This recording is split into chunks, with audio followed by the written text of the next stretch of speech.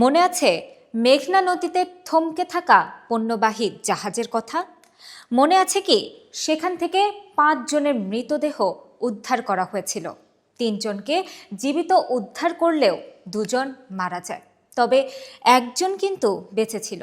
তারই লেখা জবানবন্দি প্রকাশ করতে যাচ্ছি আজকের রিপোর্টে। চাঁদপুরের মেঘনা নদীতে থেমে থাকা পণ্যবাহী জাহাজ থেকে 5 জনের মরদেহ উদ্ধার করা হয়েছে। এছাড়া একই জাহাজ থেকে 3 জনকে মুমূর্ষু অবস্থায় উদ্ধার করা হয়। তাদের মধ্যে হাসপাতালে নেয়ার পর 2 জন মারা গেছেন। এই ঘটনায় নিহতের সংখ্যা বেড়ে 7 জনে দাঁড়িয়েছে। তাদের সবার শরীরে ধারালো অস্ত্রের আঘাত ছিল, কারো কারো ছিল গলা কাটা। সোমবার দুপুরে জাহাজ থেকে মরদেহগুলো উদ্ধার করা হয়। চাঁদপুর সদর থানার মেঘনা নদীতে জাহাজটি নোঙর অবস্থায় ছিল। চট্টগ্রাম থেকে সার নিয়ে জাহাজটি সিরাজগঞ্জের পথে ছিল। জাহাজের সার খোয়া যায়নি। নৌ পুলিশ জানায় জাহাজটি চাঁদপুর সদর থানার মেঘনা নদীতে নোঙর করা অবস্থায় ছিল। সেটিতে সার পরিবহন করা হচ্ছিল।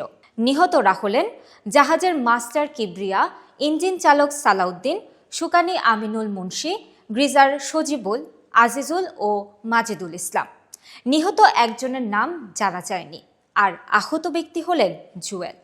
আহত ও নিহত ব্যক্তিদের বাড়ি নড়াইল জেলায়। এদিকে জাহাজ থেকে মুমূর্ষু অবস্থায় 3 জনকে উদ্ধার করে বিকেল 4টার দিকে চাঁদপুর সদর হাসপাতালে ভর্তি করা হলে তাদের মধ্যে 2 জনকে কর্তব্যরত চিকিৎসক মৃত ঘোষণা করেন। হাসপাতালে নেয়ার পর একজন কাগজে লেখেন যে তার নাম জুয়েল রানা।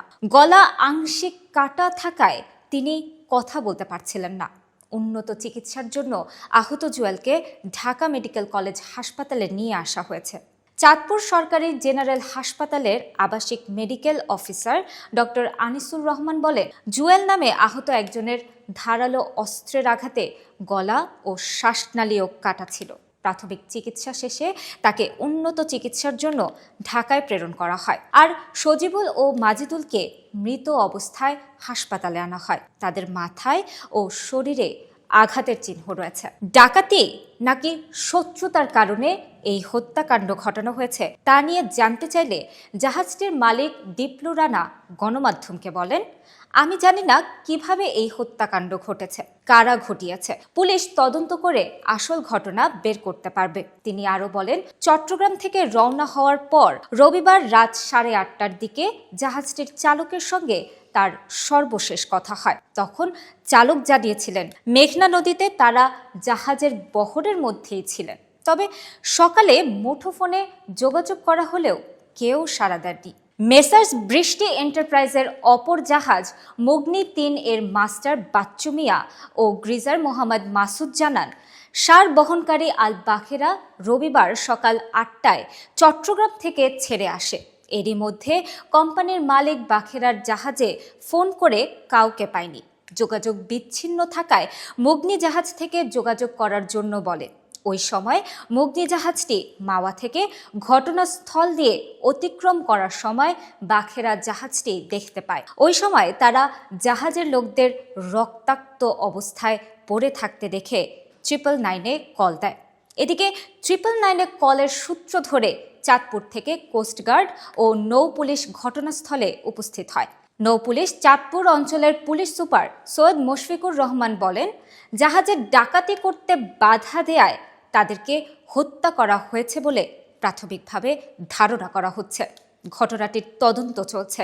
ঘটনাস্থল পরিদর্শন করছেন চাঁদপুরের জেলা প্রশাসক মোহাম্মদ মোহসিন উদ্দিন। তিনি বলেন, আহত একজন হাতের ইশারায় জানিয়েছে তারা 8 জন ছিলেন। ঘটনাটি কিভাবে হয়েছে এই মুহূর্তে বলা যাচ্ছে না। ডাকাতি কিংবা অন্য কোনো কারণে হতে পারে। তদন্ত করার পরে পুলিশ যাবে। নৌ পুলিশ ও কোস্টগার্ডের সঙ্গে নিরাপত্তা বিষয়ে কথা বলেছে, কারণ এই রুটে পণ্যবাহী জাহাজ চলাচল করে, যাতে করে নিরাপত্তা ব্যবস্থা আরও জোরদার করা হয়। প্রসঙ্গত, জাতীয় জরুরি সেবা 999-এ ফোন পেয়ে পুলিশ বিকেল 3টার দিকে ঘটনাস্থলে যায়। সেখানে গিয়ে জাহাজটির 5টি কক্ষ থেকে 5 জনের রক্তাক্ত মরদেহ উদ্ধার করে। বাকি 3 জনকে গুরুতর আহত অবস্থায় পাওয়া যায়। জাহাজটিতে 8 জনই ছিলেন বলে জানা গেছে।